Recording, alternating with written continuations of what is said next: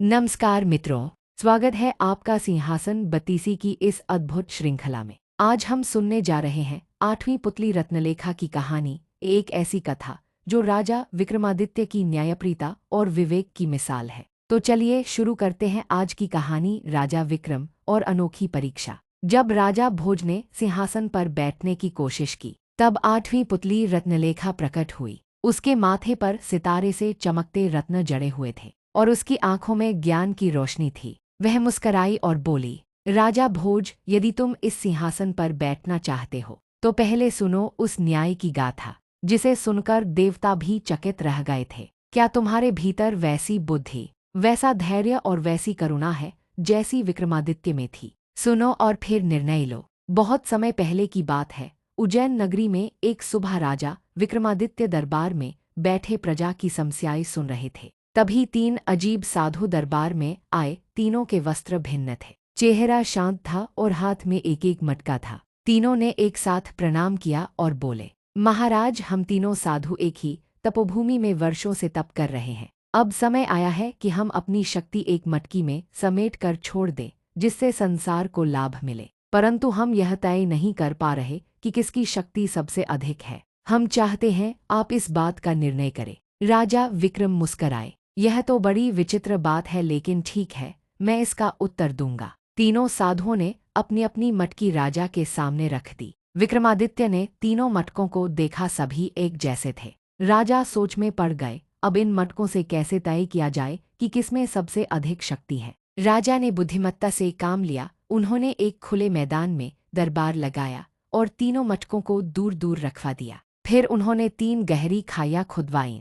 हर मटकी के सामने एक एक खाई रख दी गई। राजा ने आदेश दिया, अब आप तीनों साधु अपनी मटकी से जो शक्ति निकालना चाहे निकालें और देखें कौन सबसे कठिन खाई को पार कर पाता है। पहले साधु ने अपनी मटकी खोली। उसमें से आग की लपटें निकलने लगीं। वह साधु आगे बढ़ा और अपनी शक्ति से खाई को पार दिया। राजा ने तालियां बजाईं। अद्भुत, उन्होंने कहा।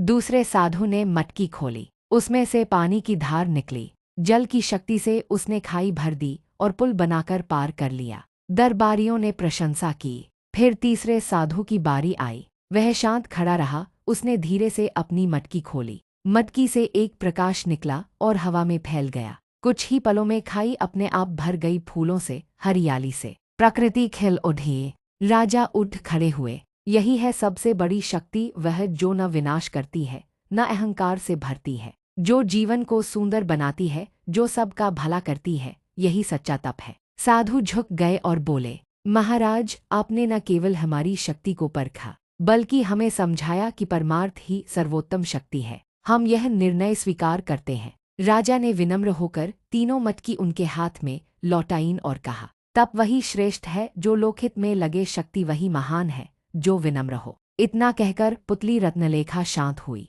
वह राजा भोज की ओर देखकर बोली, राजा भोज, क्या तुम्हारे भीतर वह बुद्धि है जो सबसे बड़ी शक्ति को पहचान सके? क्या तुम न्याय करते समय अपने निर्णय से दूसरों का अहंकार शांत कर सकते हो? यदि हाँ, तो तुम इस सिंहासन पर बैठने के योग्य हो। यदि नहीं, तो अभी प्रयास करना व्यर्थ है। इतना कहकर रत्नलेखा अदृश्य हो गई। राजा भोज स्तब्ध रह गए। उन्होंने अनुभव किया कि केवल वीरता या धन से नहीं, बल्कि विवेक, करुणा और न्याय से ही कोई राजा महान बनता है। तो मित्रों, यह थी आठवीं पुतली रत्नलेखा की कहानी, एक ऐसी कथा जो हमें सिखाती है कि सच्ची शक्ति वह है जो विनम्र होकर सबका कल्याण करे। अगर आपको ये कहानी पसंद आई हो तो इसे लाइक, शेयर और सब्सक्राइब जरूर कीजिएगा। फिर मिलेंगे अगली पुतली की अद्भुत कथा के साथ। धन्यवाद।